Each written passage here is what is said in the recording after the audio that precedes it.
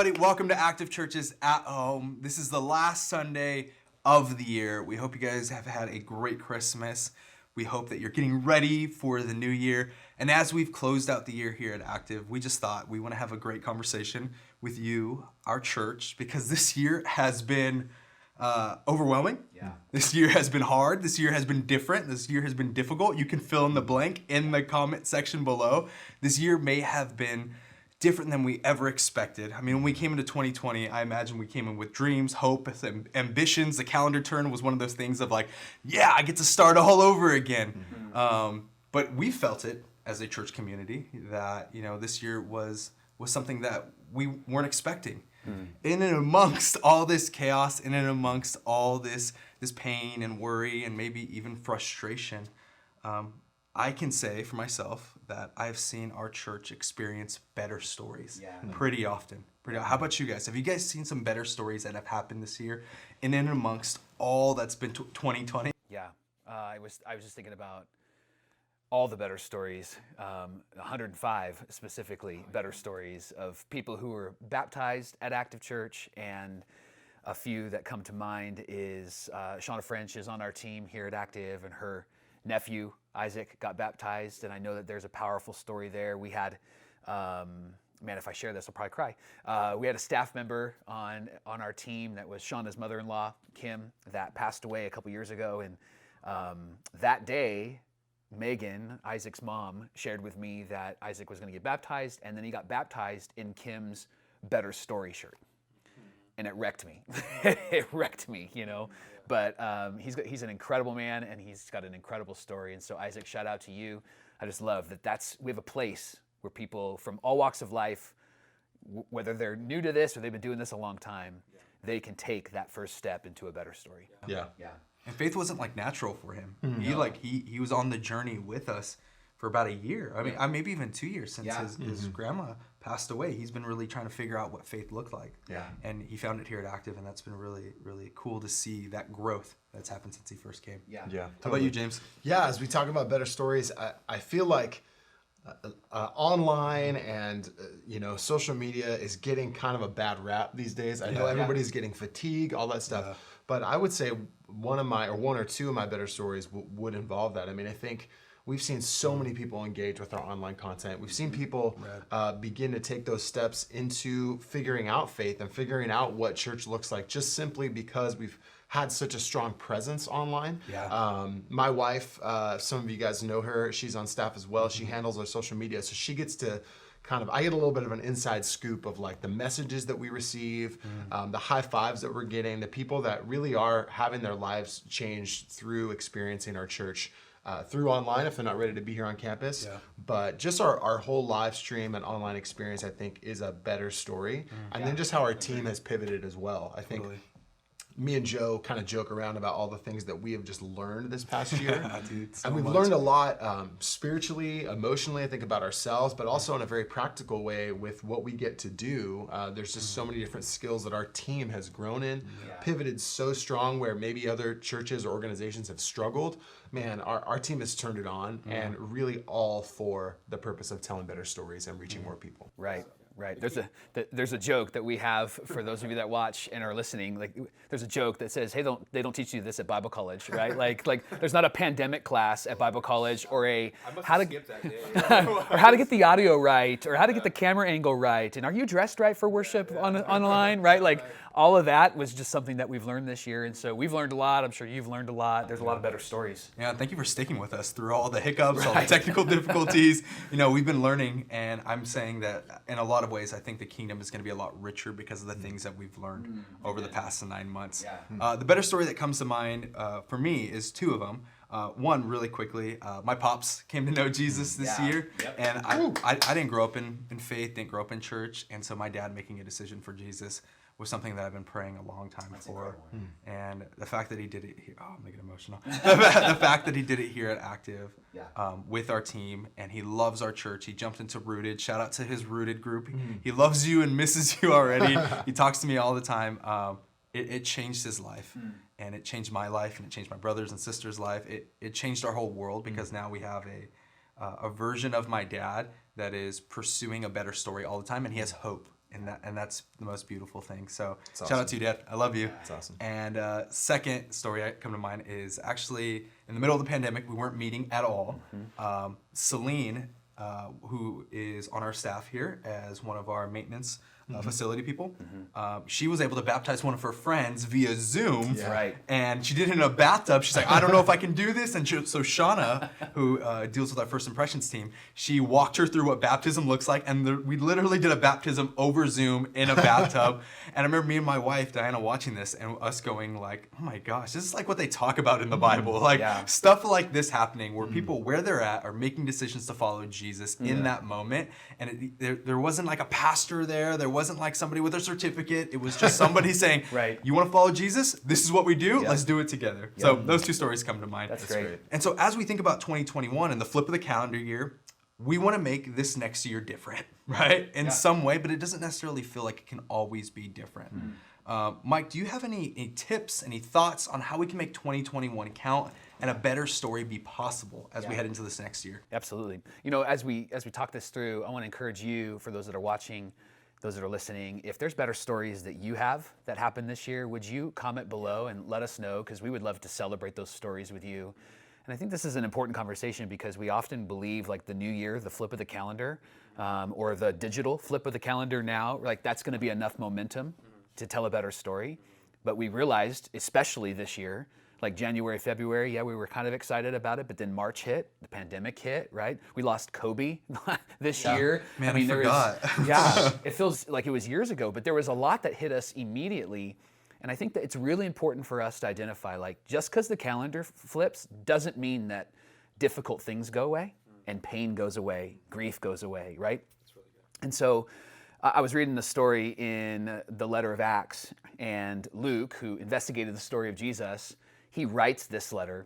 And in Acts chapter 19, he talks about a moment where Paul, really famous Christian, is doing some extraordinary things for the kingdom of God, telling better stories, right? And there were some other people that liked what he was doing, so they decided to just copy and paste it. They decided that this would actually be a really good thing for them to do. And what he was actually doing was changing lives. God was transforming hearts. And so these religious leaders were like, we're going to do the same thing.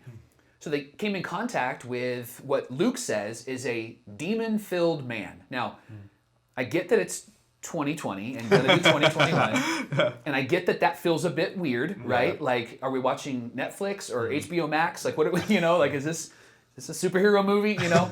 So if you're new to the Bible, I get that there's some things that might be a little bit like, that's weird. But don't miss the point of the story. That what Luke tells us is that there's this demon-filled man. He's just trying to give us the best detail he can, being honest about it. And so these religious leaders go to the demon-filled man, and they say, in the name of Jesus, come out, right? Y'all seen The Exorcist? Remember that from like a long time ago? I couldn't watch it. Mom and Dad wouldn't let me. But that's it. It's essentially that. And this man looks at those religious leaders and goes, okay, God I know, and Paul I know, but who are you? And then Luke says the very next thing happens is this guy attacks those religious leaders, like goes after them. And basically beats them up and leaves them for dead. And then the story moves on. You know, and so if you're ever wondering, like, is the Bible like something that's intriguing and something that would actually capture my attention? I would say the answer is yes. Like, this is probably better than Game of Thrones. This is probably better than that, right? This is Netflix stuff. This is Netflix stuff, right? Like, and so here's what I learned in that story, though, just in a few sentences. Acts chapter 19, if you want to take a look at it. Is Luke is writing about this moment where Paul did something great and then these guys tried to do something great, but I think that there's three components to telling a better story that's in those few sentences. The first is that in order to tell a better story, it's got to be authentic. It's got to be authentic. These guys were just looking to benefit from what they saw, and they were looking to maybe get resource for it. They were looking to have their name be known. This wasn't necessarily something that they were really going to be involved in. And so it wasn't authentic to who they were, right? The second, I think, component is there's got to be a genuineness to this. They didn't want the power of the story to change them. They just wanted to use the power of the story to change the circumstances around them, right? And so I think authenticity and genuineness it's cliche, it's basic, right? However, I think that people know and can sniff out when it's not true of you. when it's not real of you. This is why I love confession in the Christian faith, because we're always so afraid of messing up. But the writers of the scriptures say when you mess up and you confess, there's healing, right? And that's why we tell better stories, because there's always something maybe painful or harmful or grief that happens before that better story takes place, right? And confession, taking that step, is so incredible. And so genuineness, authenticity, it's natural to us. We're not pretending anymore. When I think about, I'll use an example, and I don't mean to pick on the guys, boyfriends and husbands, but when I think about those two components, and I'll share a third in a second, when I think about those two components, you know what I think of? I think of the boyfriend or the guy that shows up just to satisfy their partner, right? Like they want to go, so I'm going to go to church because it'll they like it, right? But the truth is that it's not your story. It's not a part of what you are. And I know that there's space at Active specifically for people like that. Yeah. But I think that that's where these guys were. It was like, oh yeah, it's a good story. It's good for them. There's power in it. I'd love to have a little bit of that, and so I'm going to share it. But there's not a better story after that, because it's not authentically you.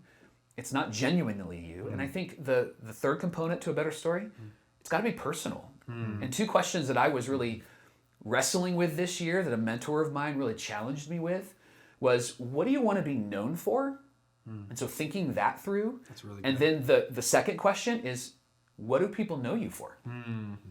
And when they match, that's when you tell a better story. Wow. Right? So I think a better story is got to have authenticity, it's got to have genuineness, and it's got to be personal. And I think the question that I would want us all to wrestle with is, first, what do you want to be known for? Right? And I don't know how much time we've actually put into that. Sure, we want to be good people. Yeah. Sure, we want to love. Sure, we want other people to feel like we care about them, right? Sure. But I think often we don't define it and shape it. This mentor of mine years ago, who I talked to again this year, really challenged me when I was in my 20s, and that was just like last year. But when it challenged me in my 20s to write down, like, what are the characteristics that describe you? And I wrote down like 3 different characteristics that I want to describe me. And I look at those regularly because I want that to be what I'm known for, and that's what I want to be known for, right? So telling a better story is what do you want to be known for? And are you known for that? And when they match, you're stepping into that better story. Yeah, that's so good. I think about what you said when it comes to authenticity, and I feel like sometimes authenticity can be manufactured. Yes. Like we can act authentic, and it seems like those are two like contradictory things. But I think we're in a day and age where we feel like we can crank it out because there is a distance between us and others often, right? Facebook, there's a massive separation. In our Instagram posts, there's a massive separation. In our TikToks, there's a massive. I don't know if you guys got TikToks, but there's a massive. Okay, there's a massive separation between what you're putting out there and who you actually are. Agreed. But I feel like there's always a point where that manufactured authenticity wears down. It's like home cooked food versus microwave food. Yeah. There's always going to be somebody who goes, I can sniff out my mom's cooking, and then you just pop that in the microwave, right? Yeah. That's crock pot versus microwave food. There's a difference between the home cooked meal, and that takes time for the home cooked meal. It takes time for authenticity to be formed, because I would say I sometimes struggle with like sharing the authentic version of myself, because I think about the vulnerability of it. Right. But I don't know if being afraid of being vulnerable doesn't mean that I can't be authentic. That means I just need to work on it. Yeah. Right? Yeah. I think that the fear is in how I'm going to be received. Exactly. And that's where I don't like the phrase, I don't care what people think, because we do. Yeah. Right? We totally do. And I do care what people think. I care what you think. I care what you think. Like, I care about that. But I think that when we actually are stepping into our better story, we have to be reminded that we're stepping into the story that God created for us. And so when we step into that story and we're vulnerable and we're confessing and we're being authentic, we're actually starting face to face, eyeball to eyeball with Jesus, who died for us and rose again for us, right? And we have to keep that in mind. Yes, other people come in that are a part of that, but we have to start there. And what I love about that is there's no condemnation, there's no shame, there's no embarrassment, there's no anything, right? He says, yeah, Yeah, you messed it up. Yep. Yeah, we got to do better. And guess what? That's why I'm here. That's Right? so good. Yeah. Yeah. You talked about what you want to be known for, but then also kind of like what are you known for? How are you known? Yeah. And that flip side of the coin is sometimes it's easier to see it in other people than maybe it is to not, like, you know, you see somebody and maybe you even avoid somebody because you go, oh man, that guy's a phony, or that guy's fake, or man, whenever I talk to that guy, he just looks like he's looking for the next person or whatever, right? But sometimes it takes either that self-awareness, or even what I'm grateful for here within our team and just within our church on the whole is having that community around you. And like Joe's saying, that vulnerability and that trust to have those relationships that can go, hey, you know, how are you doing? I've been noticing this, and maybe to help you grow in those areas, right? As you're figuring out how to just continue to put off an air of authenticity and genuine, not in a fake way, Right. but you know, we all go through those seasons where we're trying to figure that out and project that and do it in the most real way. Yeah. This just reminds me, though, even what you were saying is, I don't know if you can tell better stories alone. Like, better stories can never be told individually or privately. Right. Like, you're telling the story, it has to be in community. It has to be with people who That's are good. radically honest with you, who are allowing you to be your authentic good. self, but also pushing you to cast off the inauthentic self. good. Right? You need people in order to tell better stories. Yeah, I think that we talked a bit about this at Christmas Eve, but I think that we often can get stuck in this personal relationship with Jesus, right? And even if you're new to this and you're intrigued by Jesus, you may have heard like the Christians have a personal relationship with Jesus, which we do, right? But I think sometimes that's all we do. Yeah. I read the Bible, I pray, I'm really good at that. You know, when I read Leviticus, I understand it. I don't know about you, but you know what I mean? Like, right. But the reality is that if that actually is taking place in you, then you're going to feel it. And you're gonna tell that story about me, right? And the reflection of God in me is what am I known for, right? And then I think you're right. That's where radical honesty comes in, because I need somebody to go, bro, what's up? You know? Totally. Yeah. Totally, Yeah. man. 2021, I believe, it sounds cliche, but I believe that in 2021, God is going to do something really incredible with our church. And I feel like He's been preparing us through the trials, through the active at home experiences, through us even learning that our four walls don't mean a thing in the scope of what we're doing. He's been teaching us all these things, and I think it's been preparing us for something even more explosive, something even more dynamic. In 2021, I believe that we're going to reach more people than we ever anticipated reaching. As you think about 2021, what are some things that get you excited? You know, I'm looking forward to celebrating the little things. So if I'll speak very selfishly, like I love going out to eat, right? And I'm looking forward to celebrating those things. I love going out to eat with people, and so I'm looking forward to that. What I'm really looking forward to, though, is the personal connections that we're going to be able to make, either in person and online, and quite honestly, the removal of fear as we deal with the pandemic, so that when I can hug people, because I'm a hugger, I'm a high fiver, I want to be around people, I'm looking forward to those personal interactions and wanting to know that me as a maybe asymptomatic person, right? Like I'm not going to infect somebody. I'm looking forward to when we are able to, and I'm anticipating it'll happen in 2021. But I'm looking forward to those moments, and seeing great relationships develop from there. I love that. I love it. How about you, James? I'm going to signal Mike's the next series that we've got coming up, right? Like this year is going to be different than last time, right? And I think a lot of people are wanting things to go back to normal. And I think, especially in ministry, we've had a lot of conversations of realizing there may not be that normal, or it may be just a new normal, or it may just be this really great different than it was last time. I'm a big like change person. I'm totally like, I'm good with change. And I've actually discovered a lot of like discipline and a lot of really good rhythms this past year, despite everything that's gone on. But I think similar to what Mike is saying, I'm looking forward to enjoying even those things that I've personally discovered or things that have grown more tight with our family. I think we can both attest like, well, our families have been together, so they've gotten closer. Right. But now we can enjoy that, like you're saying, in this without that layer of hopefully that anxiousness or intensity that's come with this past year. So it's different than last time, but it's going to be good, and I'm really trusting in that. It's going to be a great year. Yeah, that's a good word. We want to do life with you here at Active Church. We don't believe life is ever meant to be done alone. If you're new to faith, new to God, new to the whole church idea, we want you to know that you have a community here supporting you, rallying alongside you, and just saying that we believe in you, and we believe better stories are possible for you. And we know that because we have a God who rallied behind us, and he rallied so hard that he conquered death, and he stepped into the fullness of life, and he's giving us the fullness of life. And if this is something you want to experience, we just want to invite you. Come hang out with us. Yeah. January 3rd, next week. I can't believe it. January 3rd of 2021, next week. We are back in the room, 9 o'clock and 10:45. We're also doing our Active at Home experience. However you want to experience Active, we want to invite you to come hang out with us, whether that's online, hanging out in the chat, or coming and hanging out with us in person and checking us out at Guest Central.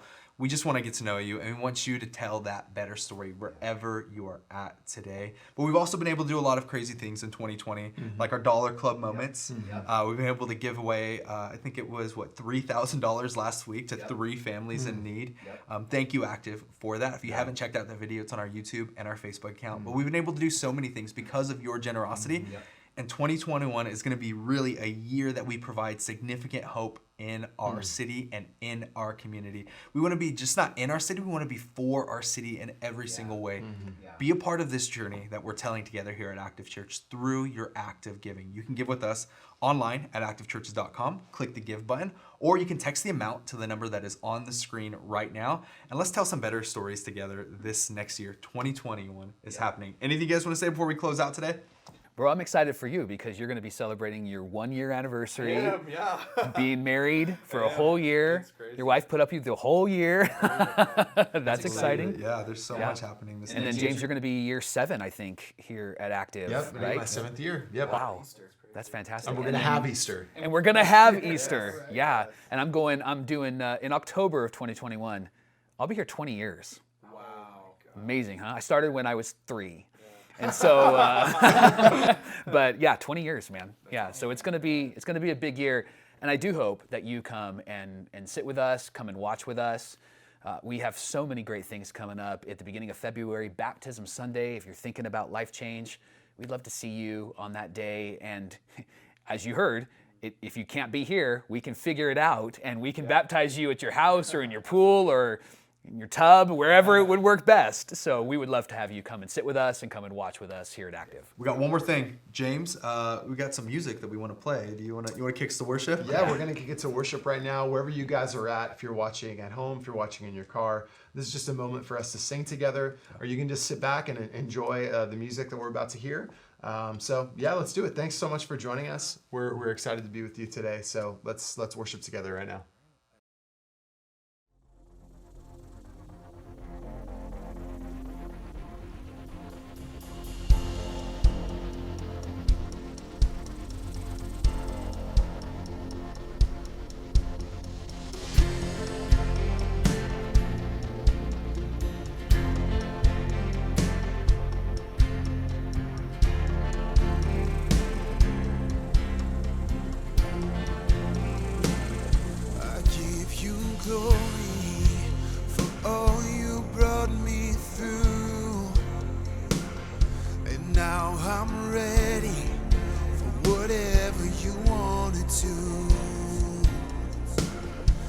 Moving forward.